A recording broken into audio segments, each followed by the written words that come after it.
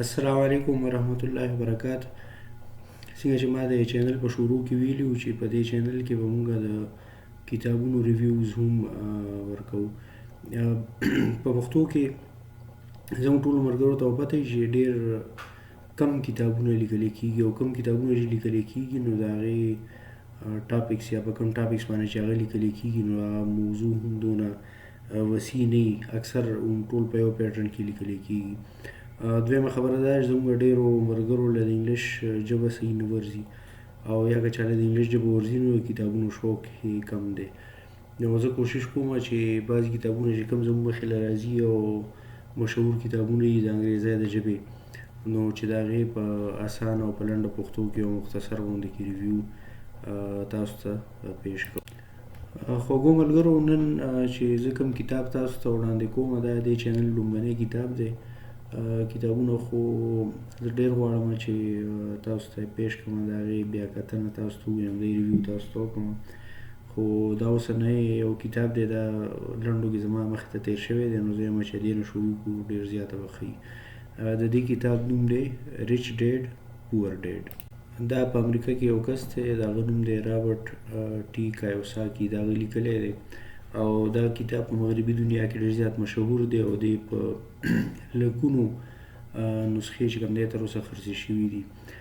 د دې کتاب په لنډو کې مقصد دا دی، دا چې کوم سړي لیکلی دی د هغه د دې کتاب د لیکلو مقصد دا دی چې زموږ اکثر خلک نوکریانې کوي او خپلو کاروبارونو ته نه وځي، نو دې کتاب کې هغه د دې سیز ایکسپلین کولو کوشش کړی دی چې زموږ کم خلک چې نوکری کوي یا د کاروبار نه یاره کېږي د هغوی، نو چې داسې خلک د داسې خلکو داسې خلک موټیویټ کړي او د کاروبار طرف ته راولي او د هغوی مخه چې کوم دی د کاروبار طرف ته کړي. دې کتاب کې دا ایکسپلین کړي دي چې د نوکری کولو والا خلکو په ذهن او په سوچ کې او د کاروبار کولو والا خلکو په ذهن او په سوچ کې څه بیسیک څه بنیادي فرقونه یې دی په سوچ کې او فرق کې او دی په وجه باندې چې کوم دی کوم خلک چې یو ځل نوکرو ته ورننوځي نو یې د کاروبار کول ډېر ګران یا ناممکنه ښکاري. په دې کتاب کې دا کوشش کړی دی چې د خلکو دغه یاري یا دا کوم غلط سوچ چې دی د کاروبار باره کې دا د لرې کړي او خلک په دې باندې موټیویټ شي، دې طرف ته خلکو ذهن او خیال راوګرځوي چې کاروبار طرف ته لاړ شي. یو ډېر انټرسټینګ خبره دا ده، دا کتاب چې کوم سړي لیکلی دی هغه په خپله 15 کمپنیانې مختلفې کلو کړي دي، خو هغه کمپنیانې کامیابې شوي نه دي او هغه بینکرپټ شوي دي، په نقصان کې تللي دي. البته دې سړي د کتابونو لیکلو کم کاروبار چې دی نو هغه په زرګونو لکونو کې خرڅېږي او داسې ویلی کېږي چې د زیاتې پیسې چې کوم دی د دې کتابونو له خرڅ نه ګټلي دي. د پیسو ګټلو طرف ته ټولو ناول خبره دا کړې ده چې کوم خلک اول خو د کتاب نوم چې کوم دی ریچ ډیډ پور ډیډ، د دې مطلب دا دی چې مالداره پلار او غریب پلار. اصل کې دې سړي خپله کیسه لیکلې ده چې زه کله وړوکی وم نو زما والد صاحب چې کوم دی هغه په یونیورسټۍ کې پروفیسر و او زما یو بل ملګری و د هغه پلار چې کوم دی هغه ډېر زیات تعلیم یافته نه و خو د هغه خپل کاروبارونه و، خو د ده چې کوم خپل پلار و نو هغه سره پیسې ډېر زیاتې کمې، پروفیسر و، څنګه زموږ عام نوکر پیشه خلکو ژوند دي، خوړل څکلي نور پکې څه نه وي. او کوم چې هغه د ده ملګري پلار و نو هغه ډېر زیات کاروباري و، هغه سره به هر وخت پیسې ښه ډېرې زیاتې وي. د وی چې زه وړوکوالي نه په دې خبره باندې مجبوره وشوم چې ما دې خبرې ته مجبوره شوم چې د دواړو سوچ کې زه د دواړو مشرانو په سوچ کې زه بنیادي فرق راوباسم چې یاره دا یو سړی کاروبار ته تللی دی، پیسې ولې ډېرې ګټي او د بل سړي سره لږې ولې دي، نو هغه د هغې ذهن او سوچ د سټډي کړی دی، هغه بیا په کتاب کې لیکلی دی. نو ده دا خبره لیکلی چې ټولو ناول بنیادي فرق دا دی چې کوم خلک نوکري کوي یا مطلب دا دی د غریب سوچ مالي کوي نو هغوی داسې کوي چې هغوی د پیسو دپاره کار کوي، او کوم خلک چې په کاروبار کې کامیاب شي د هغوی دپاره پیسې کار کوي. دا سوچ څنګه دی او دې مطلب دا دی چې لکه دا زموږ په ژوند باندې څه اثر غورځوي، دا د مخکې بیا ډېر زیات ښکلی ایکسپلین کړی دی. ټولو اولنۍ خبره ده دا کړې ده چې کاروبار دپاره ضروري دا ده چې زموږ خلک اکاونټینګ زده کړي. اکاونټینګ چې کوم دی دا د کاروبار دپاره ډېر زیات ضروري دی. ده ویلي چې کوم کاروبارونه ناکام کېږي یا کوم خلک کاروبار نشي کولی نو هغې یو غټه کمزوري دا وي چې هغه خلکو له اکاونټینګ نه ورځي. اکاونټینګ ضروري نه چې موږ د بینک او یا د غټو کمپنیانو اکاونټنټانو پرنګ ډېر په ډیټیل کې حساب کتاب معلوم کو، خو لکه ایټلیسټ چې کوم هغه بیسکس دي نو هغه څیزونه چې کوم دی موږ د اکاونټینګ زده کوو چې موږ ته دا پته لګي چې موږ روزانه خرج کوو څونه او موږ ګټو څونه، او د دې نه علاوه ټول نه اهم څیز دا دی چې مستقبل لپاره موږ بچت څونه کوو. دویمه خبره چې د کومه کړې ده هغه دا ده چې د پیسو ګټلو لپاره یا د یو سړي یا د خاندان یا د کلي یا د ملک د کامیابېدو لپاره د مالدار کېدو لپاره ضروري خبره دا ده د ګټې نه زیاته بچت دی. د اکثر خلکو دا عادت وي چې که لږې پیسې ګټي او که ډېرې پیسې ګټي، خو دا خلک چې کوم دی بچت نه کوي او د بچت نه کولو په وجه باندې چې کوم دی هغوی پیسې ضایع کوي، ګران ګران څیزونه الي، ګرانې موټرې الي، ګران کورونه کپړې الي، هوټلو کې خوراکونه کوي. دې په وجه باندې کوم دی خلکو نه پیسې ضایع کېږي او دوی چې کوم دی مالدارۍ طرف ته یا کاروبار طرف ته په تلو کې دوی ته مشکلات دي. څلورمه خبره چې د کوم په کتاب کې ایکسپلین کړې ده هغه ډېره زیاته زبردست او د سوچ وړ ده. هغه دا ده چې خلک اکثر څیزونه الي نو هغه ایسټس نه یا لایبیلیټي وي. ایسټس او لایبیلیټي د انګلیش ټکي دي، ما ته خو ایگزیکټ مطلب نه راځي، خو د ایسټ او د لایبیلیټي فرق داسې کړی دی وي چې ایسټ هر هغه شی دی چې هغه ستا دپاره پیسې ګټي، او لایبیلیټیز هغه څیزونه دي کوم چې ستا دپاره مسلسل د تاوان ذریعه جوړیږي. د دې مثال به داسې والو لکه اوس یو سړی دی، دوه کسان دي ګاډي اغوستي دي، خو یو سړي موټر اغوستی دی، هغه یې کور کې ودرولی دی او په دې کې دی خپل مړی ژوندی کوي چې تپوس ترې وکړي یاره دا ما خپلې پیسې بچت کړي دي، پیسې رانه لګي نو ما په موټر باندې ولګولو، خو چې اصل کې ورته سوچ وکړي د میاشت په اخره کې ده پکې پټرول اچولي، ده صفا کړي، ده پکې موبایل اچولي، نو ده نه خپل موټر پیسې خوري، نو دا چې کوم دی لایبیلیټي یا نقصان دی. او یو بل سړی دی هغه مثلا هغه هم ګاډی اغوستی دی خو هغه یو شیزور اغوستی دی یا فرانکوچ یا بس یې اغوستی دی او د ماښام دې سړي له هغه 1000 یا 2000 یا 3000 روپۍ ګټه وروړي، نو دا د ده لپاره ایسټ دی. مطلب دا دی چې دی د ده کوم څیزونه چې ده اغوستي نو هغه د ده لپاره ګټه ده. دویم فرق مطلب دا لکه دوه سړي دي کورونه اغوستي، یو چې کوم دی ډېر غټ کور جوړ کړی دی، بیل به هم زیات راځي، دی په رنګ روغن او خرچه به هم پرې زیاته راځي، بل سړی دی د خپل ضرورت مطابق کور جوړ کړی دی او بل کور چې کوم دی په هغه خرچه باندې جوړ کړی دی، په کرایه باندې ورکړی دی. نو د یو سړي لپاره خپل کور د نقصان باعث دی او بل سړي لپاره خپل کور د ګټې باعث دی. نو دی وایي چې کوم خلک کاروبار کوي یا کوم خلکو سره چې پیسې ډېر جمع کېږي نو هغوی فارموله دا ده چې هغوی داسې څیزونه الي چې هغه هغوی دپاره د ګټې ذریعه او د نقصان ذریعه ورته نه وي.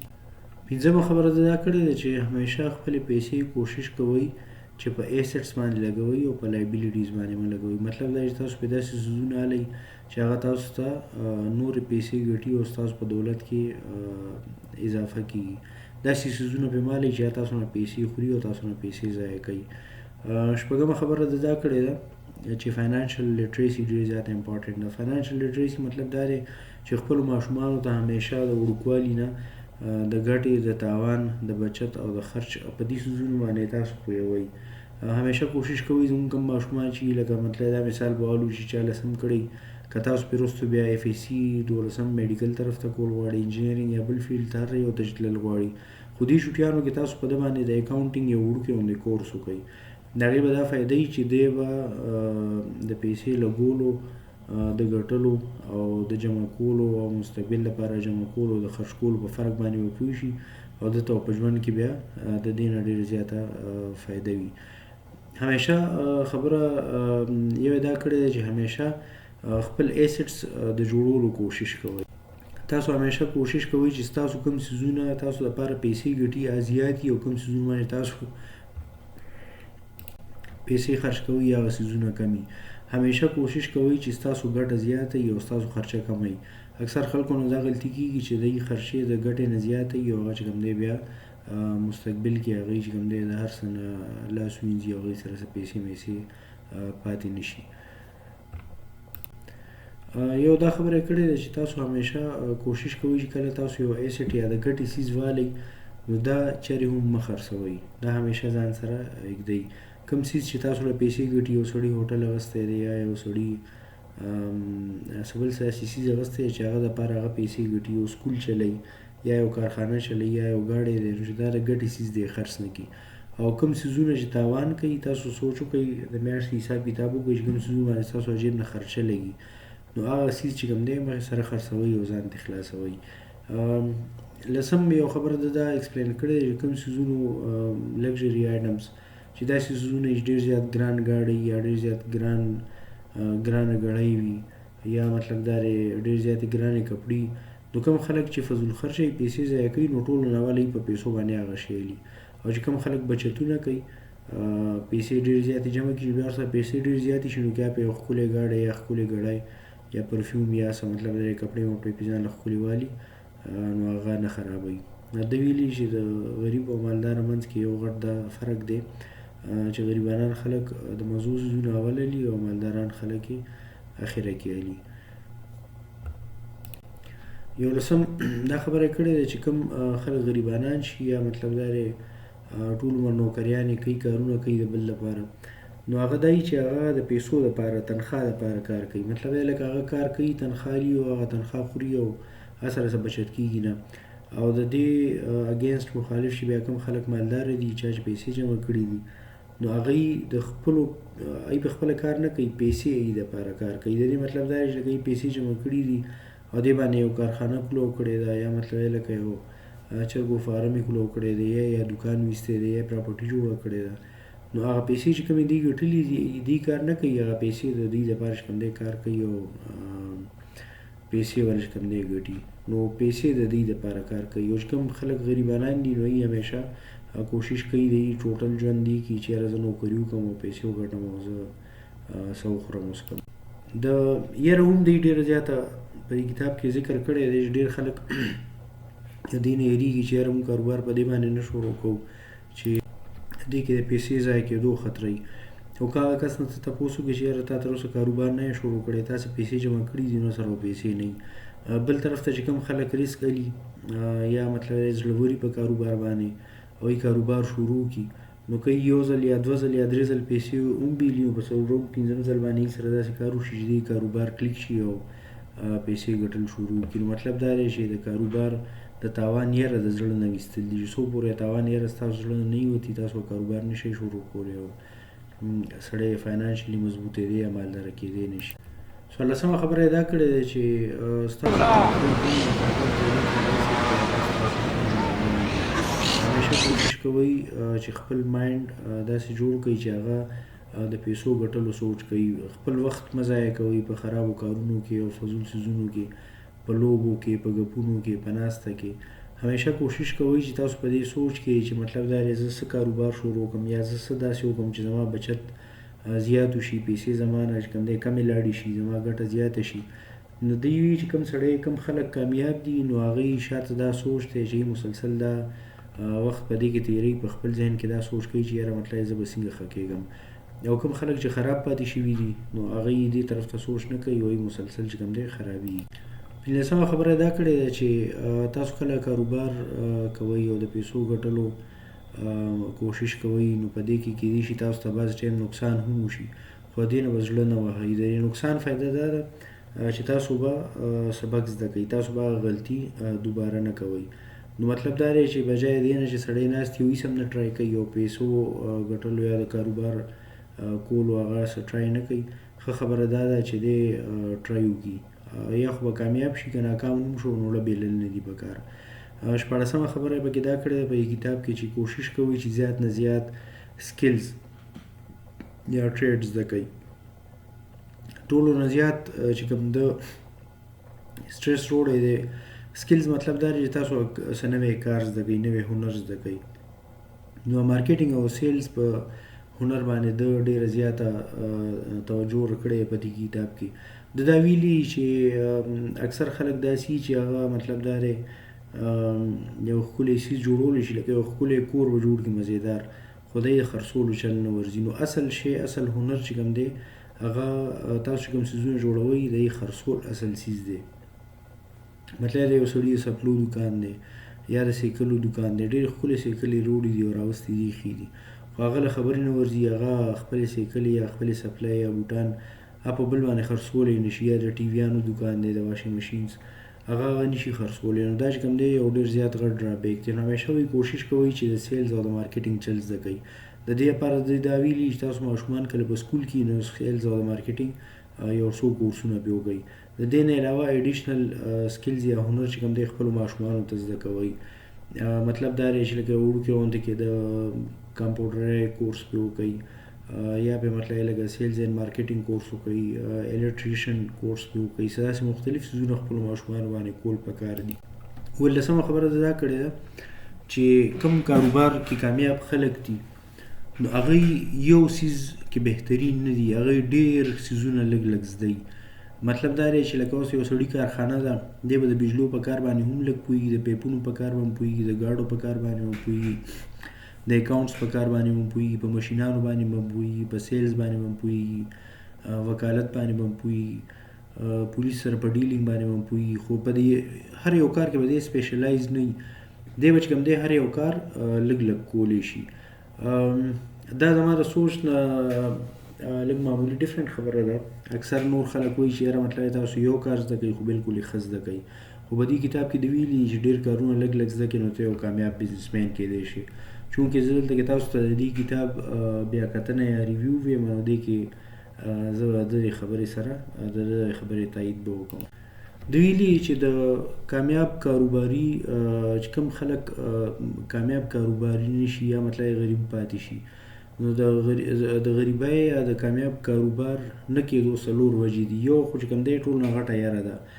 خلکو کې پکې یره وي چې یاره زه به ناکام شم او د ناکامۍ د وجې نه چې کوم دی د یرې د وجې نه دی یو کاروبار سټارټ نه کړي او دی چې کوم دی غریب پاتې شي. دویمه خبره دا ده چې دی سست وي، دی کار نه کوي.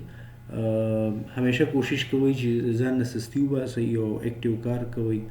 مطلب دا دی چې تاسو خپل کاروبار له ټایم ورکوئ، خپل کار ته په ټایم ځئ، ډېر ټایم وله ورکوئ، محنت کوئ نو تاسو ته به کامیابي انشاءالله میلو شي.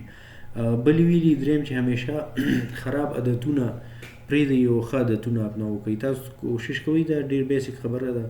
تاسو په کور کې مور پلار هم ویلي، خپل ملګري به هم وایي، په جومات کې علما هم وایي چې کوم کارونه ښه دي کوم خراب دي. زیات ښه کارونه کوئ، خراب کارونه پرېږدئ نو تاسو به چې کوم دی کامیاب شئ. او دې کې ټولو نه ښه عادت چې د ویلی دی نو هغه دا دي چې خپل ایسټس یا داسې څیزونه والی چې تاسو له نورو پیسې ګټي.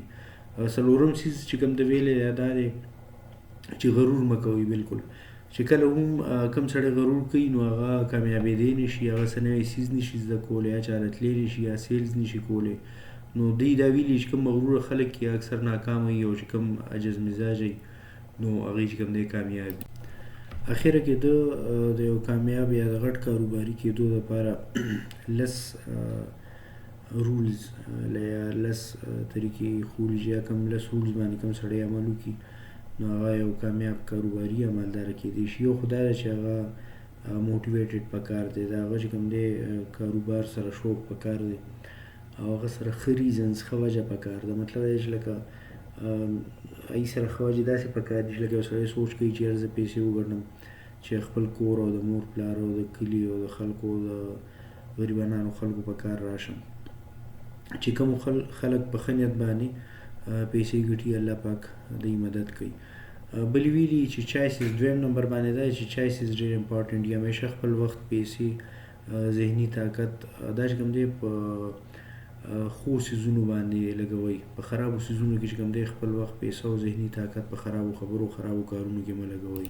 درېیم دا ویلي چې خپل ملګري ډېر په احتیاط باندې ځان سره ملګري کوئ. که تاسو ښو خلکو سره پاتې کېږئ او کامیابو خلکو سره کښېنئ پاسئ نو چانس دا دی چې تاسو هم کامیاب یې او تاسو هم ښه یې. او که خدای مکړه څوک خرابو خلکو سره کښېني پاسي او ناکامو خلکو سره کښېني پاسي نو دا سړی به هم چې کوم دی ناکامه کېږي. څلورمه خبره یې دا کړې ده چې کوم څیز هم زده کوئ همیشه زر زده کوئ. تاسو چې کله هم څه ووینئ چې یاره یو سړی کار کوي او ښه کار دی کوشش کوئ چې هغه ترېنه زده کوئ. پنځمه خبره یې دا کړې ده چې تاسو کله هم پیسې وګټئ یا مطلب لکه تنخواه والئ نو په دې باندې د ګټې څیز وللئ، خراب څیزونه پرې مه والئ. همیشه پرې داسې شی والئ چې ستاسو لپاره د ګټې باعث جوړېږي. شپږمه خبره یې دا کړې ده چې تاسو کوم خلک په بزنس کې ستاسو سره کار کوي یا مطلب لکه ستاسو ایجنټان دي، لکه څنګه پراپرټي ایجنټ باندې ته کور خرڅوي یا الې، همیشه کوشش کوو چې هغه دپاره هغه له ته پوره پیسې ورکړې او په ټایم ولا پیسې ورکړي. دا خو زموږ د حدیث شریف هم مفهوم دی چې یاره مزدور له چې کوم دی خولې شدونه مخکې پیسې ورکول پکار دي. دی وایي چې په وخت پیسې ورکول پکار دي او ډېرې پیسې ورکول پکار دي. دې سره به تا سره چې کوم خلک کار کوي مزدوران یا ستا کوم ایجنټان دي نو هغوی به چې کوم دی ستا په کار کې انټرسټ لري او تا ته به فایدې درکولو کوشش کوي. اووم نمبر باندې ده یو خبره کړې بی ان انډین ګیور. د ویلي چې همیشه تاسو کله یو څیز ورکوئ نو الله پاک به چې کوم دی تاسو کوم څیز تقسیموئ الله پاک به تاسو له هغه هم درکوي. نو دا خبره لږ ډېر ډیټیل کې ده. زه صرف دونه ووایم چې مطلب دا دی چې تاسو څه څیز په خپل هسې لوړ غواړئ یا نورو خلکو کې تقسیموئ. په اتم نمبر باندې ویلي دي چې همیشه کوشش کوئ چې ایسټس والی داسې څیزونه والی چې هغه ستاسو ګټې بایسي. لګژریز ډېر ګران څیزونه کپړې او ګاډي او کورونه مالئ. او نهم نمبر باندې ویلي دي چې خپل هیروز چې کوم خلکو نه تاسو امپریس کړي یا کاروباري غټ خلک خپل هیروز کوي. همیشه چې ستا کوم هیرو وي نو ته د هغه په رنګ د جوړېدو کوشش کوې. لکه خلک فلم ګوري نو ایکشن والا فلم چې ماشومان وګوري نو هغې کې چې کوم سړی وال ټکول کوي نو ماشومان هم هغه شان د کېدو کوشش وکړي. نو دوی وایي چې تاسو همیشه خپل هیروز کاروباري کامیاب خلک ساتئ. او لسمه خبره یې دا کړې ده چې تاسو صدقه خیرات او د غریبانو خلکو مدد او خپل معاشرې کې د خلکو مدد ډېر زیات کوئ. چې ستاسو نه ګیر چاپېره خلک خوشحاله وي کامیاب وي ستاسو ټوله معاشره ښه وي نو تاسو هم ورسره ښه کېږئ. او که تاسو نه ګیر چاپېره غمځپلي او خفه خلک اوسېږي ستاسو کلی ستاسو بچي او ستاسو ګیر چاپېره ځای به چې کوم دی خفه وي. نو دی ویلي چې همیشه کوشش کوئ چې صدقه خیرات او خوشحالیانې تقسیموئ. نو دا نن کتاب تقریبا دا 195 پاڼې کتاب دی. رابرټ ټي کایوساکي لیکلی دی او د دې نوم دی ریچ ډیډ پور ډیډ. امید لرم چې تاسو به خوښ شوي. زه پروفیشنل ریویور نه یم خو دا کتاب زما نظر نه تیر شوی ما چې تاسو سره شریک کوم. انشاءالله مستقبل کې به نورو کتابونو سره ستاسو خدمت کې حاضرېږم. الله خوشحاله لره. د الله په امان.